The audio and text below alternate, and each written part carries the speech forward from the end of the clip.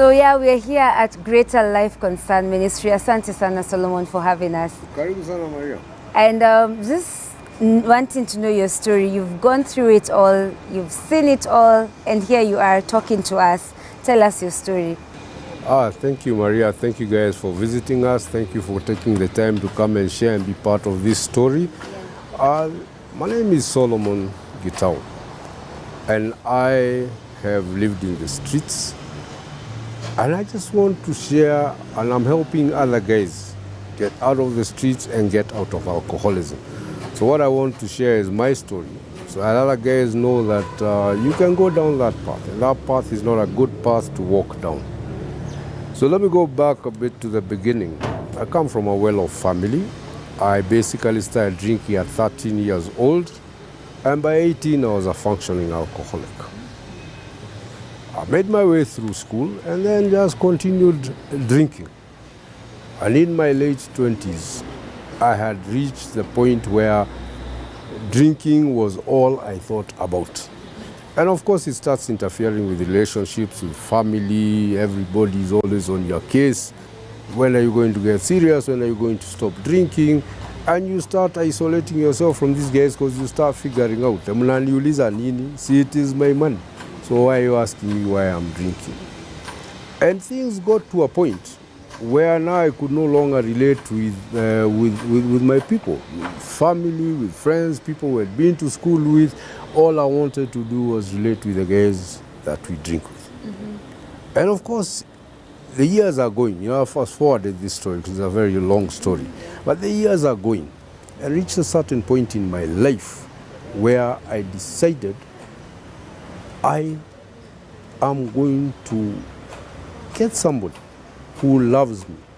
I felt the need for love. I felt the need for acceptance, but I wasn't getting it. Yeah. And so I thought at one point in my life, stupid decisions that come from alcoholism, the best way and the only people who can accept you are your children.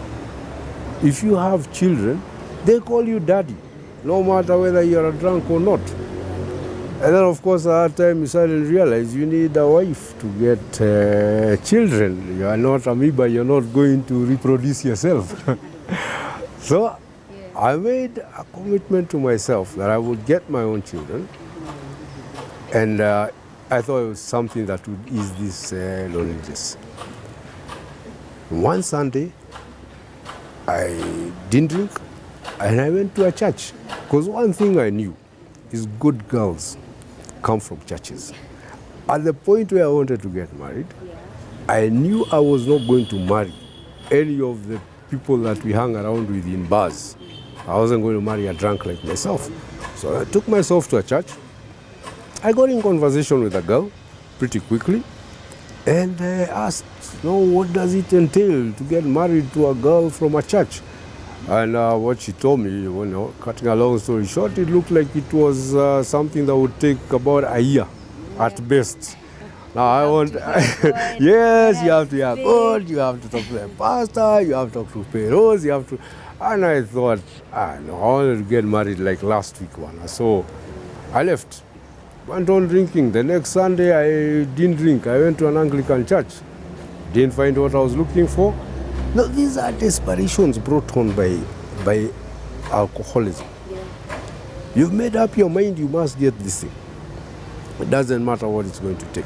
And that day when I was going home, I meet a girl, a lady, just coming from the place where I used to live, at the gate. It's about 4 o'clock in the afternoon. And say, hi, why don't you come in for a cup of tea? And she says, okay. Cut a long story, Maria.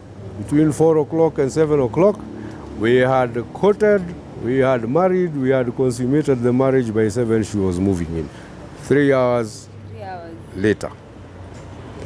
So of course, I didn't ask myself, why I'm that desperate, but why is she so desperate? Yeah. Because I really wanted this. I am concentrating on this story because this was the push that pushed me into the streets. I might have just remained just an alcoholic all my life, but this is the thing that eventually pushed me to street life. So we stayed. She had a young son, living with the mother. I took care of the son, but he wasn't living with us. And for 1 year, we stayed. Mine was to provide. For her, what I expected were kids from her, nothing else. But 1 year down the road, I came home one day and I found her in bed with somebody else. And you know, you get shocked. I was shocked. I walked out and I went to a nearby bar. And by the time I came home, they had already left. So I spent 3 days drinking in the neighborhood bars. In 3 days, I got to know more about my so-called wife than I had known in a year. Wow. So first of all, I found out this is the baby daddy. He's been visiting since day one. It just so happened that at the time I met her, they had fallen out. And that's why she was also in a desperate situation. Mm-hmm. But then they made up soon after. So basically what that means is that I was just a meal ticket and nothing else. That's true. Now your little male ego gets crushed kabisa. All your plans, your carefully laid out plans for what you want have just been shattered. So you spend 3 days thinking about various ways in which you'll kill this woman. But you also reason in those 3 days that whatever you do, it'll probably land you in jail. So 3 days later she came and I moved out of that house with just things, my documents and the clothes I had on my back. And that's how I came to this area of Isili. At this area of Isili, I came and rented a lodging. I didn't want anything of permanency now. Now it was a story of just for the day. You rent a lodging for the day, you sleep. Next day you'll pay again. And was this, at this point, you're still working or you're still doing your business? And do you think the desperation move is more of you, why move from a place of permanence to now a temporary? Is this you trying to get over that fact? Did you even love her in the first place? No, there was no love. Yeah. But the thing is, even without the love, this was something I'd set my heart to. I'm going to get kids. I have been providing. For me, that was what was important. Now, you see, as a man, you've got a certain ego. You don't want to be seen you are just a camel ticket. So what I basically wanted was to just walk away from that situation, go begin something else. And so I came to ECD, and because at that time I didn't want to think about stories of marriage again or etc., it was better to just come, stay in rental accommodation. You pay it by the week or you pay it by the day. At the time I was still doing my business, so I had money. But now because of that incident, whereas before I had been drinking hard, I almost quadrupled what I was drinking. And that is where from a functioning alcoholic, I started becoming dysfunctional. Now it started reaching the place where unakunywa, 3 days go by, you have not gone to work. You start losing your customers. Your business starts suffering. Eventually, you're making less and less money. So even the accommodation, you start going down. You start going to cheaper and cheaper and cheaper accommodation. And eventually, when things were so bad, I found an accommodation here in this Sicily, where I work. I found accommodation where these kind of rooms that there are 3 beds in one room. Each bed is 60 bob. Sleeping there 2 days, I noticed that the guys in that bed are sleeping 2, those are sleeping 2, and I'm sleeping 1. So I asked these guys to tell me, hey, boss, unaweza lipa 30 bob, you use half the bed. I say, okay. So fine, now accommodation has gotten to a point where you just pay 30 shillings, use half the bed. So this bed has got 2 blankets and 2 bed sheets. So you take 1 blanket, 1 bed sheet, you sleep on that end of the bed, you use your shoes as put them under the mattress, that's the pillow. Now unalala. Now accommodation has gotten to 30 bob a day. You hardly ever eat. When you eat, it's small mitura upon a pale. All you need is to drink. Living here in Isili, I also now started finding out about where to get cheaper drinks. I found out you can go here to Madare. Madare would go there to get changa. Na hii unaenda even up till now, if you go to Madare River, despite what they say about the fight on alcoholism. Go to Madare River, even right now it is still, there's changa still being brewed. That's why we used to go to drink bikra. Bikra meaning virgin. That is changa that has not been put any water. You go down to the river, changa making is a distillation process. So where those copper pipes are from the drum, vapor comes out, where it's passing through the river for it to be cooled in those pipes, the first droplets that come out, that's what we call bikra. This is pure changa. In fact, it's tested for you. They pour somewhere kidogo, it's lit, it lights up with a nice blue flame. That's what you're putting in your body. We used to go drink that. Logo, of course, the going down to Madare, coming up to ECD every day now becomes problematic. So I started finding there are also Karubo places in ECD. And eventually I settled on Karubo. Karubo now is another concoction that it's some miratina, some sugarcane juice, a lot of water, they put formaldehyde, and that thing in a plastic container boils. You even think there's a fire in it. It boils like for 6 hours. After 6 hours, it calms down. You guys are served. That thing is potent. And at that point, you are being sold the stuff for 8 shillings. Now, for 24 shillings, you're drunk. 30 shillings, you can get accommodation. That's about 54 shillings. 6 shillings, you can smoke. That's 60 bob.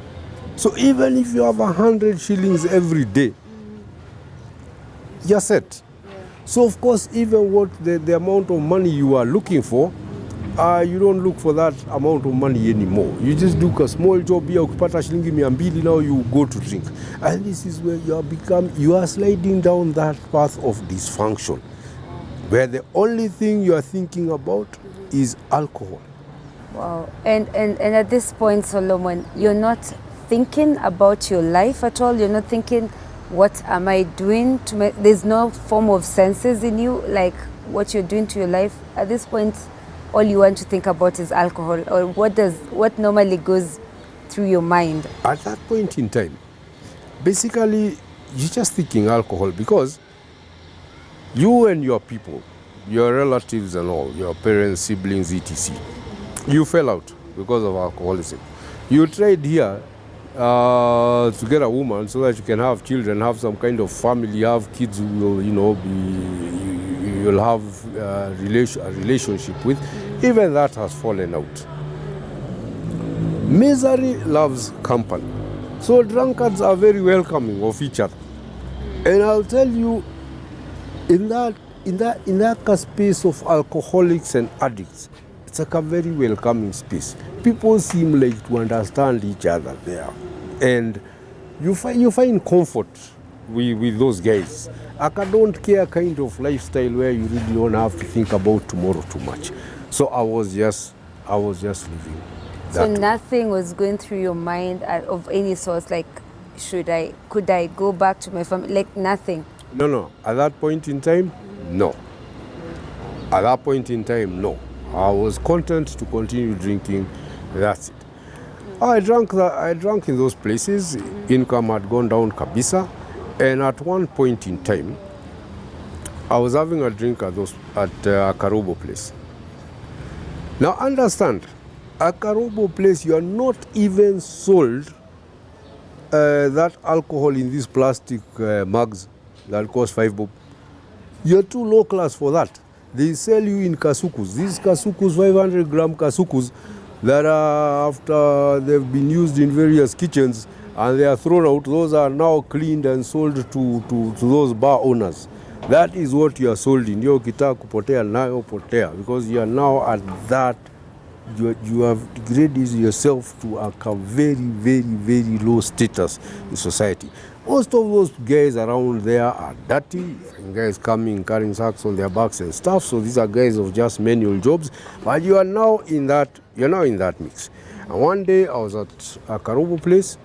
I had 30 bob. I wasn't drunk enough.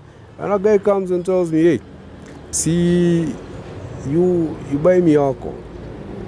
I say, man, I've only got 30 bob. Guy tells me, don't worry, we'll go sleep at my place. And I say, fine. We drink the 30 bobs, even we want to kunywa. So we drink the 30 bob, and at about 11 o'clock, when the Karobo place is closed, tells me, let's go. And we go. And this guy is carrying a sack on his back, but I want you to understand something. At that point in life, I had seen people sleeping on the streets, but I had never imagined that I'd always thought these guys are mentally deranged. There must be something wrong for them to be sleeping out on the streets. I had never thought that a normal human being would shack up in a sack and sleep on the streets. That night when we went, we reached near St. Teresa's dispensary, puts down his sack, and takes out some two cartons and starts laying them down. I tell him, boss, what's up? Tumefika busy. Wow. That was my first night in the street. So you're shocked, but you're given a sack to pull over your legs, a paper to cover your head. Kalala. At 5:30 in the morning, the watchmen kick you off the streets, and the devil knows how to trap people. Yeah. Because at 5:45 is the exact time that the Karobo place is open. So these 15 minutes that you have in between folding your two viragos, you go straight to the Karobo place. Wow. So that was first night. Went on, spent another night in the street, spent 2 nights in the street, and eventually I became a fully fledged street person. Wow. And let's just take a break at that point. I'm quite also curious. Like, Yes. You speak very good English. You seem you are educated, of course, considering your background. How did you even survive in the streets, But we'll be coming back to just talk about that. And how did he even make it through street life? Just stay with us here on the station where you look and live.